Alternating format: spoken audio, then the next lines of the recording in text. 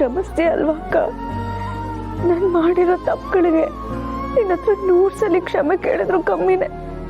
ಅಷ್ಟು ನೋವು ಕೊಟ್ಟಿದ್ದೀನಿ ನಾನು ನಿನಗೆ. ಹಾಗಂತ ಯಾರು ಹೇಳಿದ್ದು? ಯಾರೋ ಯಾಕೆ ಹೇಳ್ಬೇಕಕ್ಕ? ನಾನು ಮಾಡಿರೋ ತಪ್ಪುಗಳೆಲ್ಲ ನನ್ನ ಕಣ್ಮುಂದೆನೇ ಬರ್ತಾ ಇದೆ. ನಿನ್ನನ್ನಾಗ್ಲಿ ಮನೆಯವ್ರನ್ನಾಗ್ಲಿ ಅರ್ಥ ಮಾಡ್ಕೊಳ್ದೆ ನಾನು ಏನೇನೆಲ್ಲ ಮಾಡಿಬಿಟ್ಟೆ. ಅಪ್ಪ ಅಮ್ಮನಿಂದನೂ ನಾನು ನಿನ್ನನ್ನು ದೂರ ಮಾಡಿಬಿಟ್ಟೆ. ಈಗ ಅವರು ನಮ್ಮಿಬ್ಬರಿಂದನೂ ದೂರ ಉಳ್ಕೊಂಡ್ರು. ಮಾತ್ಗೂ ನಿನ್ನ ಅನಾಥೆ ಅನಾಥೆ ಅಂತ ಹಂಗಿಸ್ತಿದ್ದೆ. ಆದ್ರೆ ಈಗ ಒಂದ್ ವೇಳೆ ನಿನ್ ಪ್ರೀತಿ ಸಿಗ್ತಿದ್ರೆ ನಾನೇ ಅನಾಥೆ ತರ ಫೀಲ್ ಮಾಡ್ತಿದ್ನೋ ಏನೋ. ನಿಜ ಹೇಳ್ಬೇಕು ಅಂದ್ರೆ ಅನಾಥಾಶ್ರಮದಲ್ಲಿ ಬೆಳೆದವ್ರು ಯಾರೂ ಅನಾಥರಲ್ಲ. ನಮ್ ಪ್ರೀತಿಸೋರ್ ಜೊತೆಗಿದ್ದು ಅವ್ರ ಪ್ರೀತಿನ ಗಳಿಸ್ಕೊಳಕ್ಕಾಗ್ದಲೇ ಇರೋರೇ ನಿಜವಾದ ಅನಾಥರು. ಹಾಗೆ ನೋಡ್ಕೊಂಡ್ರೆ ಇಷ್ಟು ದಿನ ನನ್ ಬದುಕಿದ್ದು ಅನಾಥ ಬದುಕು. ಹಾಗೆಲ್ಲ ಮಾತಾಡ್ಬೇಡ ದೀಪಿಕಾ. ಆಗಿದ್ದಾಗೋಯ್ತು. ನಾನು ಯಾವಾಗ್ಲೂ ಒಂದು ಮಾತನ್ನ ನಂಬ್ತೇನೆ, ಆಗೋದೆಲ್ಲ ಒಳ್ಳೇದಕ್ಕೆ ಅಂತ. ಈಗ ಇಷ್ಟೆಲ್ಲ ಆಗಿದ್ದಕ್ಕೆ ನಮ್ಮ ಪ್ರೀತಿ ನಮ್ಮ ಸಂಬಂಧ ಗಟ್ಟಿಯಾಗಿರೋದಲ್ವಾ?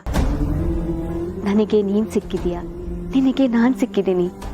ಈ ಮನೆಗೆ ಅಕ್ಕ ತಂಗಿರೇ ಸೊಸೆಂದಿರ ಸಿಕ್ಕಿದ್ದೀವಿ. ನಮ್ಮನ್ನೇ ಪ್ರಪಂಚ ಅನ್ಕೊಂಡಿರೋ ಈ ಮನೆಯವರು ನಮಗ್ ಸಿಕ್ಕಿದ್ದಾರೆ. ಇದೆಲ್ಲ ಅದೃಷ್ಟ ಅಲ್ವಾ? ಇಂಥ ಅದೃಷ್ಟನ ನಾನು ಅರ್ಥನೇ ಮಾಡ್ಕೊಳ್ಳಿಲ್ಲ ಅಲ್ವಾ ಅಕ್ಕ? ಈಗಲೂ ಕಾಲ ಮಿಂಚಿಲ್ಲ. ಇವತ್ತಿನವರೆಗೂ ಏನೆಲ್ಲ ಮಿಸ್ ಮಾಡ್ಕೊಂಡ್ವೋ ಇನ್ ಮುಂದೆ ಅದನ್ನೆಲ್ಲ ಪಡ್ಕೋಬೇಕು. ನಮ್ಮಿಬ್ರು ಖುಷಿ, ನಗು, ಪ್ರೀತಿ ಎಲ್ಲ. ಹೌದಕ್ಕ, ನಾನು ಮತ್ತೆ ಪುಟ್ಟ ಹುಡುಗಿಯಾಗಿ ನಿನ್ನ ಹಿಂದೆ ಅಕ್ಕ ಅಕ್ಕ ಅನ್ಕೊಂಡು ಓಡಾಡ್ಬೇಕು ಅನ್ನಿಸ್ತಿದೆ. ಈಗಲೂ ನಿನ್ ಪುಟ್ಟ ಹುಡುಗಿನೇ. ಮಹಾಪ್ರಭುಗಳೇ, ಕೂತ್ಕೋ ಕೂತ್ಕೋ ಕೂತ್ಕೋ ಕೂತ್ಕೋ ಹುಷಾರ್. ಕೂತಿರಿ ಕೂತಿರಿ.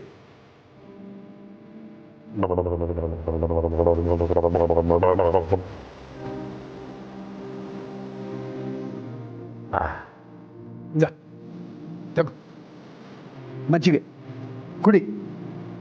ಕುಡಿಯೋ, ಸ್ವಲ್ಪ ಆದರೂ ಕುಡಿದಿರೋ ನಶೆ ಇಳಿಲಿ. ಅಲ್ಲ ಕಣೋ, ಹೀಗೆ ಕುಡ್ಕೊಂಡು ಬಂದರೆ ಏನಿದೆ ನಿನ್ನ ಅವಸ್ಥೆ? ಮನೆಯವರೆಲ್ಲ ನಿನ್ನ ಮೇಲೆ ಇಟ್ಟಿರೋ ನಂಬಿಕೆ ಆ ಚೂರು ಪಾರು ಅದನ್ನು ಕಳ್ಕೊತೀಯಲ್ಲೋ. ಹೋಗ್ಲಿ ಬಿಡಿ ದತ್ತ ಮಹಾಪ್ರಭುಗಳೇ. ಈ ಮನೆಯವ್ರ ನಂಬಿಕೆ ಗಳಿಸೋ, ನಂಬಿಕೆ ಉಳಿಸೋ ಯೋಗ್ಯತೆ ಅರ್ಹತೆ ಎರಡೂ ನನಗಿಲ್ಲ ದತ್ತ ಮಹಾಪ್ರಭುಗಳು. ನನ್ನಂತನು ಈ ಭೂಮಿ ಮೇಲೆ ಬದುಕಿರೋದಕ್ಕೆ ನಾಲಾಯಕ್ಕು. ಏ ಜುಗ, ಈ ಅಳೋ ನಾಟಕ ಎಲ್ಲ ಸಾಕು. ಹೋಗಿ ಬಿದ್ಕೋ.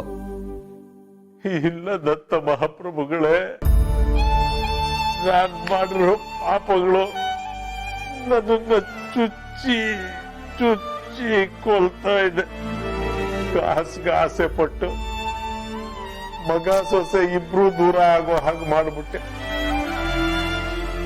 ನನ್ನ ಸೊಸೆ ತಲೆಯನ್ನು ಕೆಡಿಸಿ ಅವಳು ದುಡ್ಡು ಹಿಂದೆ ಹೋಗೋ ಹಾಗೆ ಮಾಡಿದೆ. ಅದನ್ನ ನೋಡಿ ನನ್ನ ಮಗ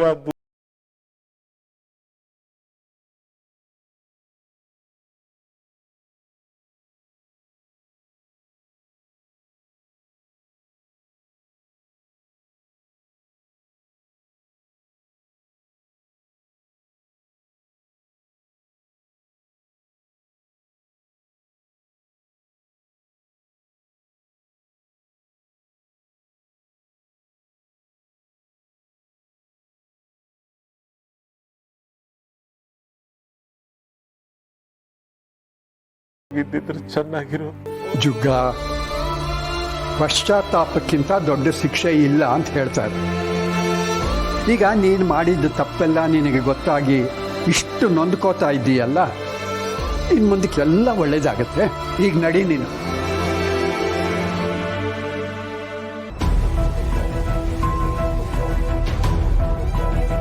ದತ್ತ ಮಹಾಪ್ರಭುಗಳೇ,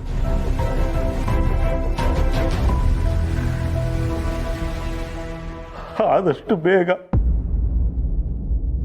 ನನ್ನ ಮಗ ಸೊಸೆ ಜೀವನನ ಚೆನ್ನಾಗಿ ಮಾಡಬೇಕು. ಸಿರಿ ಸಮರ್ಥ ಇಬ್ರು ಈ ಮನೆಯಲ್ಲಿ ನಗುತ್ತಾ ಓಡಾಡ್ಕೊಂಡಿರೋದನ್ನ ನೋಡಿದ್ರೆ